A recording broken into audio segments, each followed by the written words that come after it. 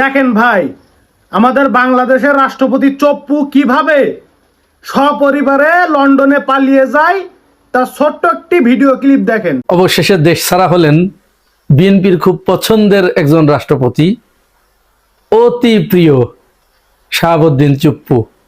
তিনি চিকিৎসার জন্য আজ 9 মে শনিবার সকাল 6টায় লন্ডনের উদ্দেশ্যে বাংলাদেশ ত্যাগ করেছেন।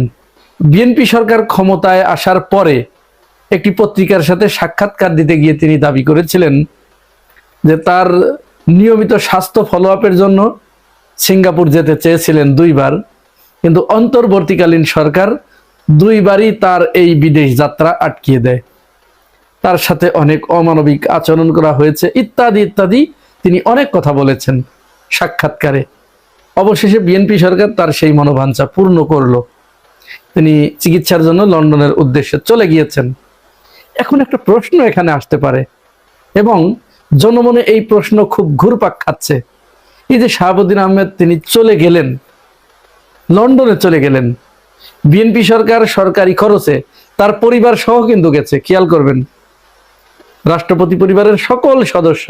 তাহলে পরিবার সহ যেহেতু তিনি গিয়েছেন এবং লন্ডনে, প্রশ্নটা কিন্তু খুব স্বাভাবিক একটা ব্যাপার ঘুরপাক খাচ্ছে, তিনি কি ফিরে আসবেন নাকি আসবেন না?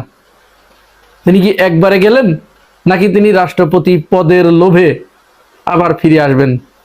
অধিকাংশ রাজনীতি বিশ্লেষক যারা তারা বলছেন যে যেহেতু তিনি দীর্ঘদিন ধরেই যাওয়ার একটা মৌকা খুঁজছিলেন, কারণ তিনি এত পাপ করেছেন, অপরাধ করেছেন যে তার শেখ হাসিনার যতটুকু অপরাধ, তার অপরাধ শেখ হাসিনার চেয়ে কোনো অংশে কম নয়।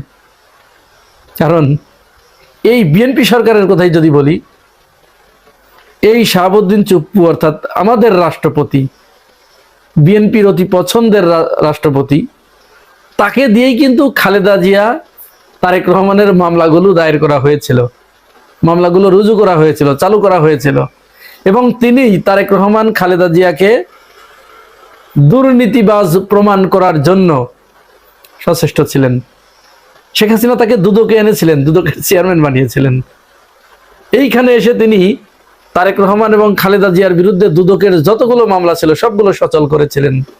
শুধু তাই নয়, এই আমাদের শাহাবুদ্দিন চুপ্পু, আমাদের রাষ্ট্রপতি, বিএনপির অতি পছন্দের রাষ্ট্রপতি, তিনি বারবার জিয়াউর রহমানকে মুক্তিযুদ্ধের খেতাব কেড়ে নেবার জন্য আহ্বান জানিয়েছিলেন।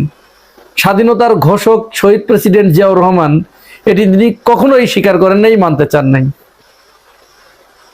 শুধু তাই নয়, এই রাষ্ট্রপতি বিএনপির অতি পছন্দের রাষ্ট্রপতি।